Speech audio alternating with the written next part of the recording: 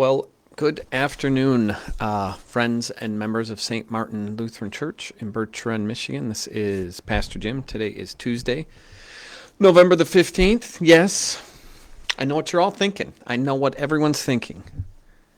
It's November 15th, and Pastor Jim is sitting in his office and not hunting. Well, if you I've been privy to the way things work here at St. Martin over the last, this is my 12th, it'll be 12 years in December, actually, that I've been pastor here. Mr.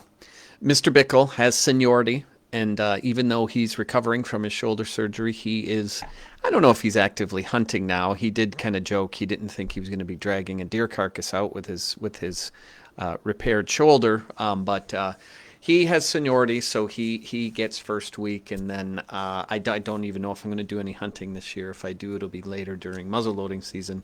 But yes, but with that said, I'm very glad to be here today on the opening day of hunting season, to be here to share with you God's Word. We're taking a look at our psalm for this week, Psalm 46.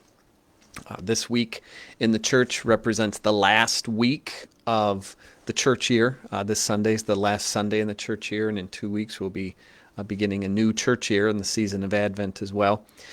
And as tradition, today we're looking at our psalm for this week, which is Psalm 46. Tomorrow we're going to take a look at the gospel lesson, which is Luke 23. Tune in tomorrow if you can at 1 o'clock to take a look at that. But we're going to take a look at Psalm 46. Now, I'll say this. Before we read the psalm, I want to throw out this idea that the psalm, there's a burning question that needs to be answered. It's not directly asked in this psalm. It's certainly answered, but there certainly is a burning question that you have to answer. And that is, where is God readily found? Where? Where is God readily found? So let that sort of percolate a little bit as we read Psalm 46. To the choir master of the sons of Korah, according to Alamoth, a song. God is our refuge and strength, a very present help in trouble. Therefore we will not fear, though the earth gives way, though the mountains be moved into the heart of the sea, though its waters roar and foam, though the mountains tremble at its swelling. There is a river, whose streams make glad the city of God, the holy habitation of the Most High. God is in the midst of her. She shall not be moved. God will help her when morning dawns. The nations rage. The kingdoms totter. He utters his voice. The earth melts. The Lord of hosts is with us. The God of Jacob is our fortress. Come, behold the works of the Lord, how he has brought desolations on the earth. He makes wars cease to the end of the earth. He breaks the bow and shatters the spear. He burns the chariots with fire. Be still and know that I am God. I will be exalted among the nations. I will be exalted in the earth. The Lord of hosts is with us. The God of Jacob is our fortress. This is the word of the Lord. Thanks be to God. So the psalm sort of starts out with just this statement of confidence and faith, almost a dare, a statement, a confession of faith, even in the midst of trouble, that God is our refuge and strength, a very present help in trouble. Now, I mentioned before this psalm, there's this burning question lurking within the psalm, and that is, where is God readily found in times of trouble? Where? Well, the psalm's going to answer that, and it's going to be very specific. And of course, in its answering of that question, where is God to be found, it's going to point to Christ. Verse 2, therefore we will not fear, though the earth gives way, though the mountains be moved into the heart of the sea, though its waters roar and foam, though the mountains tremble at its swelling. That's the first Selah after verse 2. The Selah being a word that we don't speak out loud when we read the psalm, but it's an indication of pause, perhaps a musical interlude when the psalm would have been sung in the temple, or perhaps even a time to just kind of pause and reflect on what was just said. So God is a refuge and strength, verse 1 says, and then we get to some very sort of concrete troubles. The shaking of the earth and the rocking of the sea and the mountains. You get the sense that the author of Psalm 46, he's not interested in debating the presence and omnipotence of God, but yet in this confident confession that God is our refuge and strength no matter what's going on around us. The shaking of the earth. Literally, what the psalm is talking about is the undoing of the created world. A reference to our troubles you may be going through today or have recently, where you might say to yourself, it seems like my whole world is falling apart. And yet, the confident confession remains, almost as if the psalmist in Psalm 46 is saying, yeah, bring it on, bring it on. And yet, behind these confident cries, and these expressions of certainty and the fact that God is our refuge, this sort of gnawing question remains: where is God readily found? How is he a refuge and a strength? And what does this help look like? So when we get to verse 4 now, we get a sense that the author of the psalm is kind of calms down a bit and then is going to give us an answer. Verse 4, there is a river whose streams make glad the city of God, the holy habitation of the Most High. God is in the midst of her. She shall not be moved. God will help her when morning dawns. So this reference to there's a river. Where is God? Well, the answer is there is a river whose streams make glad the city of God, the holy habitation of the Most High.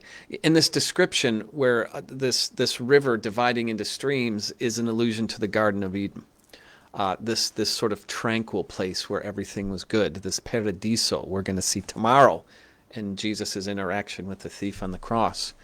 And so following sort of the fiery rhetoric of the created world being undoing, or maybe even the individual saying, my whole world is falling apart, the mood sort of then changes now to this tranquil river, the city of God, a reference to Garden of Eden. And then there's a reference to the holy place, the habitation of the Most High, where God resides. And this is a reference to Jerusalem, that Jerusalem is the city of God, the city of the sanctuary where God dwelt with his people.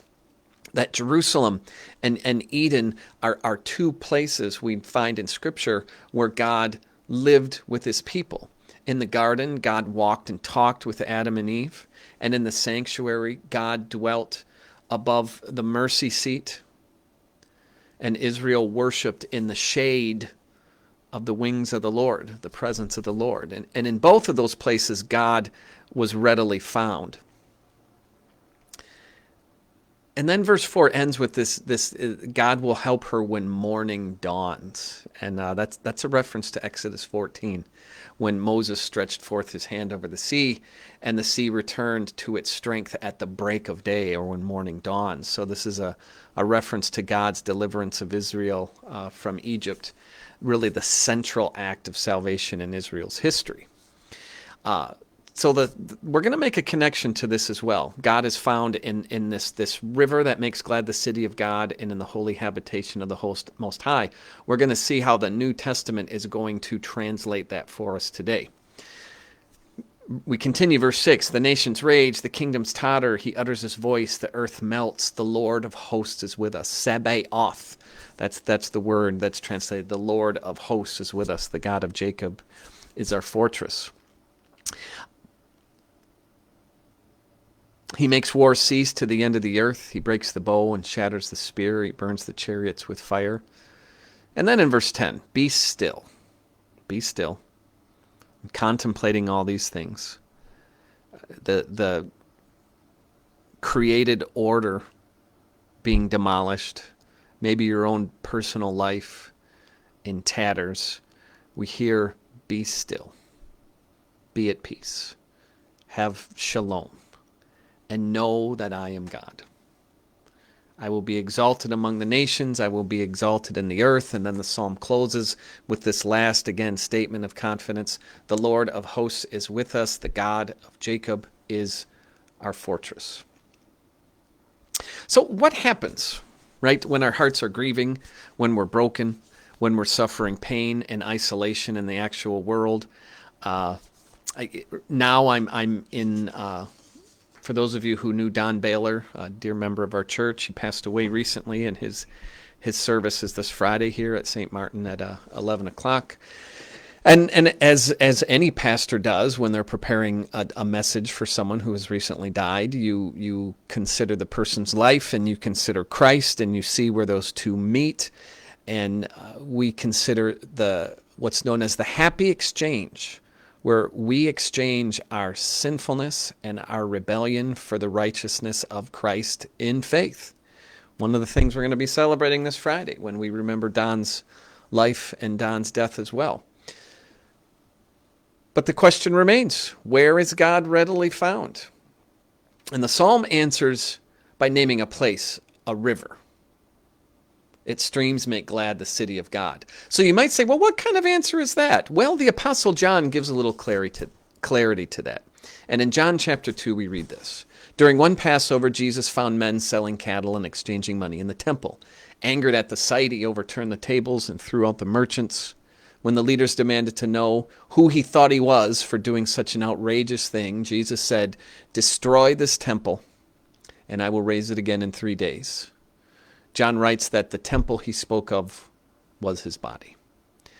John's not done. He also wrote, "The Word became flesh and made his dwelling among us, that we have seen his glory, the glory of the one and only who came from the Father, full of grace and full of truth." So the holy habitation where we encounter God, when we look for God and try to find him, it's no longer just a place, but a person.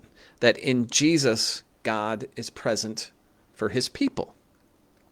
So where is God found? God is found in Jesus. But not only that, God is found in the habitation of the Most High. Of course, in the Old Testament, we would think the temple there, but we also know that where does God reside? God still resides in his temple today, and that temple is amongst the people of God, the people who in faith have claimed Christ as Lord of their life. So the burning question of Psalm 46, where is God readily found in time of trouble? How is God a refuge for us and a strength? Well, he's found in Jesus, and he's found amongst the people of God, where God now resides. So thank you for joining me today. I get awfully philosophical, especially when I look at the Psalms. And I hope you have enjoyed this time with Psalm 46 as much as I have. Tomorrow we'll be taking a look at Luke 23 and the famous story of Jesus on the cross and speaking to the one thief. And we're going to take a look at sort of not only what that means for the thief on the cross, but what, of course, that means for us today when Jesus says, "Today you will be with me in paradise." The Lord bless you and keep you. The Lord make his face shine upon you and be gracious unto you. The Lord look upon you with favor and give you peace. Receive the Lord's blessing. Be a blessing to others. Love you guys, and I will see you very soon. God bless.